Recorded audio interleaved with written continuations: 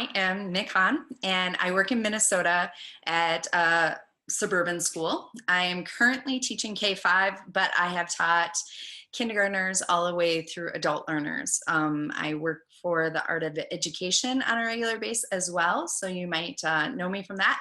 I join the K-12 Art Chat on Twitter quite often. Love that PLN. And I have a blog named minimatisse.blogspot.com, as well as an Instagram account that I'm very active on as well, Mini Matisse Art. So that's kind of me. I've been teaching for about 17 years now. I went to UW Stout for my undergrad, and I took my master's and just a continuous learner. So what I want to share with you tonight is a little bit about the connect effect. And what I'm talking about here is connecting with your communities. And we teach, and at my school, we teach our second graders what community is and all the different rings that we have in our community, our family, our school, our church, our city, our state, our country, our world. And those are pretty much all what we're going to hit tonight. So let's get started. I'm just going to get into my presentation here. Probably share screen. Here we go. And okay.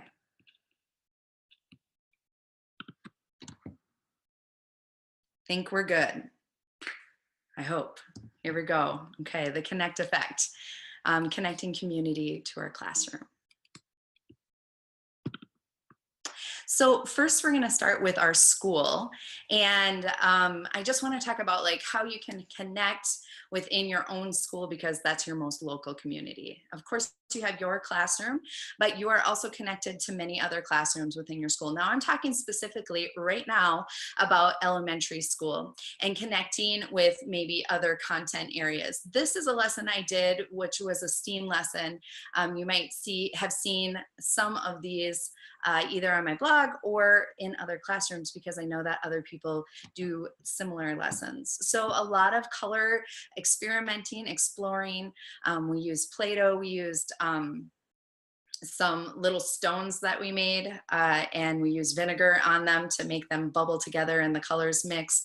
We used water to mix the colors, and we talked about the science of it. So there right away, we're connecting our classroom to another classroom that students are in. That's kind of an obvious one, right? We've been pushed into this on a regular basis, like how can you connect to reading or math or science? And that's easy for us, we can do that. So it's still one way that you can present to your administration or advocate for your program of ways that you're connecting to your communities. Now, this is another one that I did for the last 3 years, actually, and it's been so much fun. March Madness, I know you've seen it on social media in general, and March Madness is not just from my classroom, it's actually for all of the specialists. So what we did about 3 or 4 years ago is we decided that we were going to do March Madness, and the Phy Ed department got together their brackets, and they voted on different sports for students to vote for different sports. The Media Center did the same thing. They voted on everybody books, so children. Music did it as well. They listened to different composers and voted that way. And I've done quite a few different subject matters, but this is the one that I did last year, which was all about our Biddle bios, I call them. And I actually have this on TBT because it was such a hit and people kept asking about it. So I had been teaching since the beginning of the school year about all these artists, and then the students in March voted for their favorite artists, and it got hot and heavy. I couldn't believe it. Like, they were cheering at the top of their lungs for the artist that they were voting for. And this was specialist wide, really, really passionate about what was happening, and it connected all of our subject areas. So that's another way to connect to our school. Within our school, we can also connect with our staff. I like to do family events or staff events on a regular basis, bringing people into the art studio. I don't know how often you might hear this, but I know I hear it on a regular basis. Oh, I just wish that I was in your classroom. It looks like so much fun. And this is one way to do that. So Art to Remember is a project that I do at the beginning of every school year, but I have a lot of staff members that have younger students or younger kids who do not participate, or even older ones.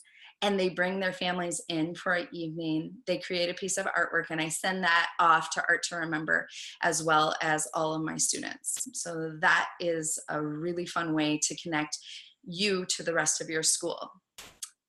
Hey guys, I'm not seeing a lot of questions. Feel free to pop some questions in there anytime. So anytime that you have them.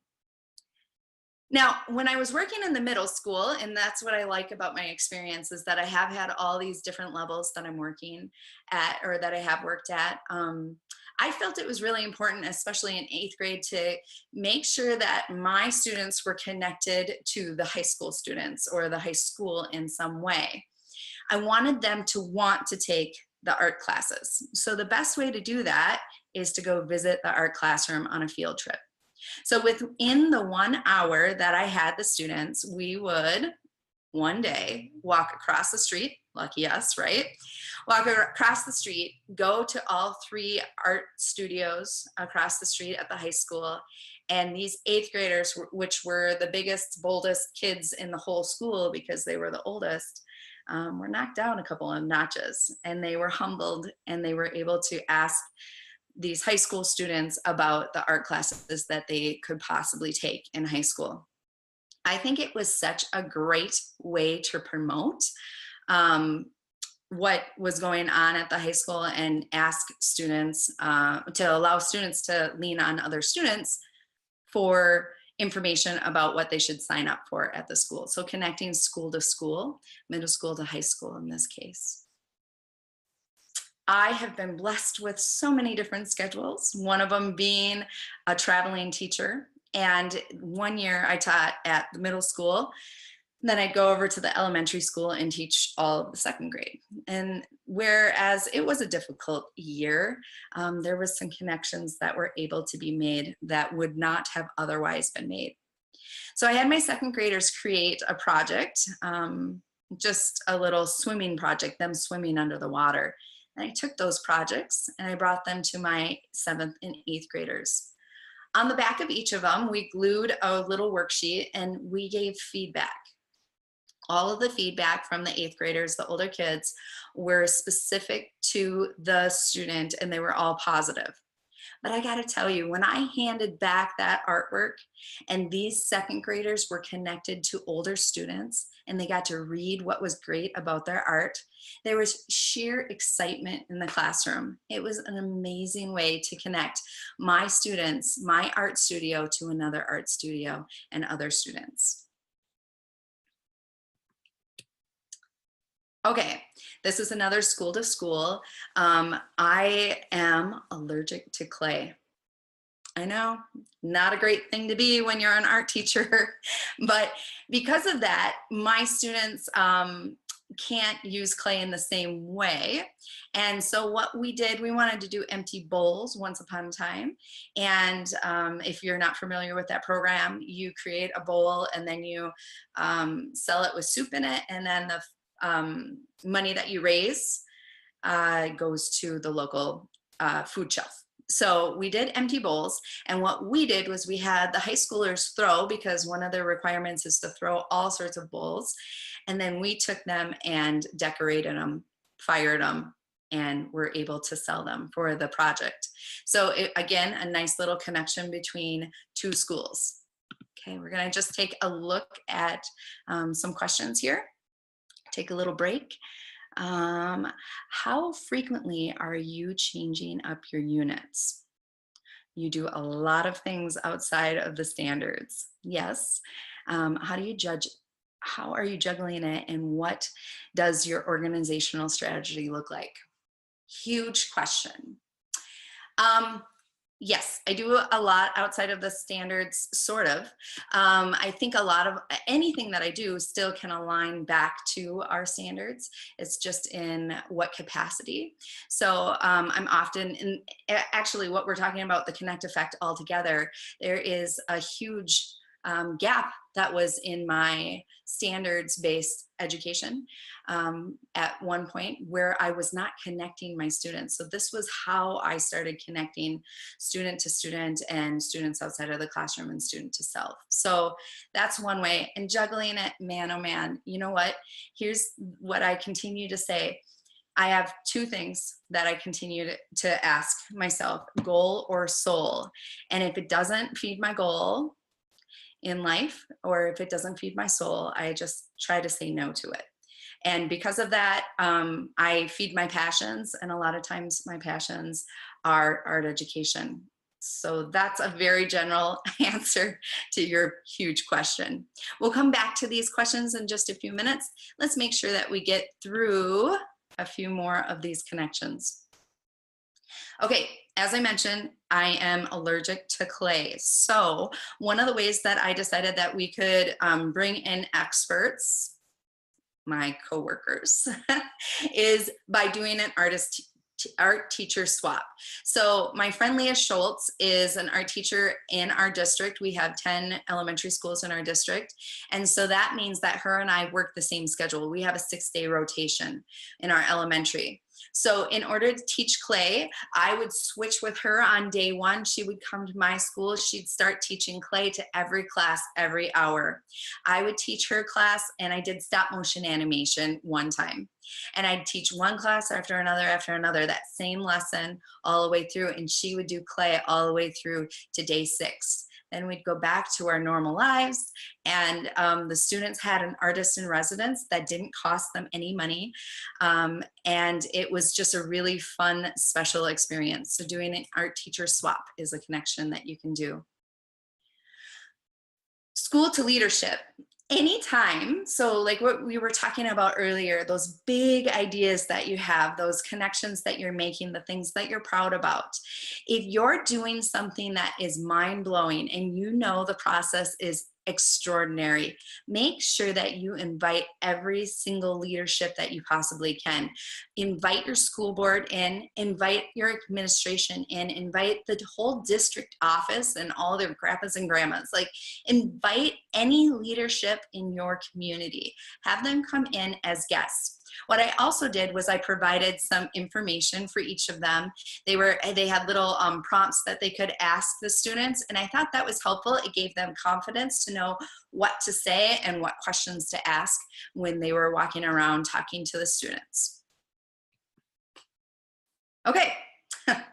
Local community. This was one of my very favorite lessons that I did with the students, and it was interesting. I did a pet project in 2006. I'm planning on bringing it back probably in another couple of years. But what I did was I asked local families, the student families, if they had pets that they could bring in for the day. And these are tabletop pets. So I ended up with a tarantula and fish and kimono dragons and hermit crabs and snakes and chickens. The chickens got out, but I'm a farm girl, so I was able to catch them. Anyways, all sorts of pets came through my classroom every single day, and we each did something different. Most of the students K through 5 drew the pets in some capacity, and then with those drawings we created projects that were standards based. So this one week was all about just drawing and experiencing this amazing interaction with our local community and pets. And then the following weeks, we took it back into the curriculum and made sure that it connected to the standards.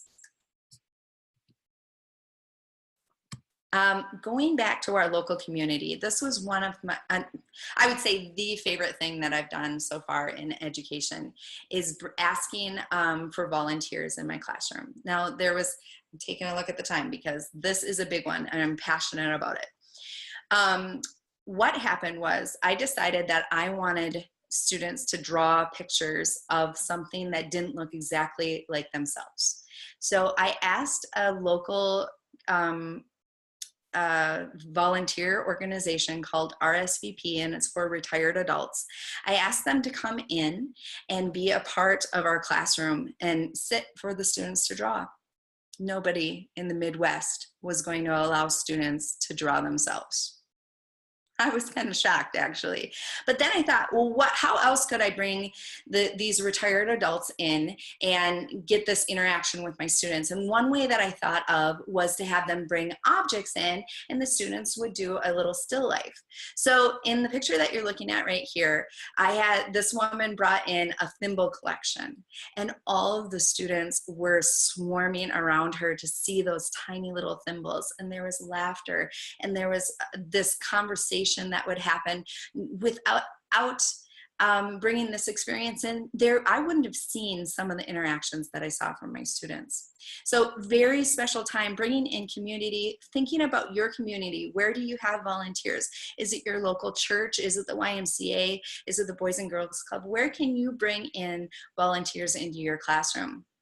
This is what I did most recently. Same idea, same group actually, but different people. Was I brought in it ended up being all women, to help my students do hand sew. And we made recorders, so the music recorders. We made recorder cases, and we hand sewed them. And I knew it was going to be super difficult for my 4th grade. So I thought, what better way? I can't reduce my school and have less students, but I can increase the teacher ratio. So I invited community experts in to help me out, to connect with the students and help teach my lesson. And now globally, the artist trading cards. I don't know if everybody's familiar with this, but this is an artist trading card swap that is now my 4th artist trading card swap. It is global. It is worldwide. It is spectacular. So I have sold it the last 2 years on TPT. I recently closed the artist trading card swap for this year, but we'll announce it in every August because it has become so popular. And what happens is you make artist trading cards, the 2.5 by 3.5 inch artist trading cards. You send your cards to me in packs of 10. I then take some from this group and some from this group and some from this group, package them back up, and mail them out to you with the money that I was given for my TPT lesson. And that has been so successful because now the students get artwork from all over the world. We actually had 22 schools from Italy last year, a ton from Texas. We've had Hong Kong and Thailand and Jordan, just all over the world. So that's an amazing visual arts connection. And let me tell you, it doesn't stop there because it starts seeping into social media. Now we have teachers upon teachers upon teachers talking to each other and collaborating because they've made connections in this global way. Okay, I am at the end. I'm going to leave this information up for a few minutes and take a look at some of these questions. Okay, not outside of your teaching standards, but your teaching requirements. So what does it, Carrie, standards teaching, how to juggle it. What does your organizational strategy look like? I try to be extremely organized. I have a lot of different ways that I've tried and a lot of different ways that fail, and it depends what time of the year I am at, according to how very organized I am. So that's a really hard question for me to exactly answer, but I tell you that goal or soul absolutely weaves me through life. It's something that my husband and I both believe strongly in. How do you document and promote volunteerism for PR purposes? Well, I have my camera with me all the time, so I'm often taking pictures of my students working. Sometimes it's the hands. When I do have volunteers come in, I always make sure to ask them, "Is it okay if I take pictures?" Most often, absolutely. They're excited to be a part of the promotion. I tweet, I put it on Instagram, I share it, and I often, well, I always tag my district because my superintendent loves Twitter. So I want to show him what's going on in my classroom, even though there are 800 teachers in my district. He knows who I am and he knows what happens in my classroom. And that's all because of promoting the volunteerism in my classroom. Carrie wants to know how you are such a super teacher outside of a typical teacher. I don't know what to say. Here's the deal, guys. I love what I do and I'm passionate about it. And that's where I put a lot of my time. I even documented it recently, how much time I put where. And I am a art teacher more than anything. I'd like to think of myself as a mom more than anything, as a dad more than anything. And I do think that these things intertwine and interact. But I believe my time goes most often to art education. And that is not to say that it should for anyone else. It's just what happens in my world. So, okay, I feel like we pretty much have everything. I've answered quite a few questions that I'm seeing here, and I would like to wrap it up. So if there's any final questions, of course, guys, take a look at all these places, Twitter, Instagram. You can email me with any questions anytime. I thank you so much, Illinois, for inviting me to do this webinar with you.